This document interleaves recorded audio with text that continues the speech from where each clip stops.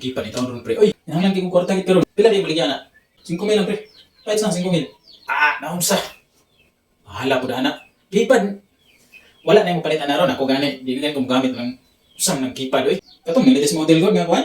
Wala pa kay ako nila gamit pre. Magpas-aran ako nila gamit. Sige na pre, palitan na ba? Unya, unsaon ko na. Di man ko gamit gid ng kipad. Na gid tablet, di naman ko gamit og mga kuan god, kipad god. Mapalito na mo na, unsaon po na ako na. Di ka ko gamit. Magamit nini mo pagtawag ba? Palitan na ba? Ayaw na lagi. Testingin na lang dito sa uban, testingin na lang dito pre. Kasi sayang ako kwarta yung igapon na mo ng puslan.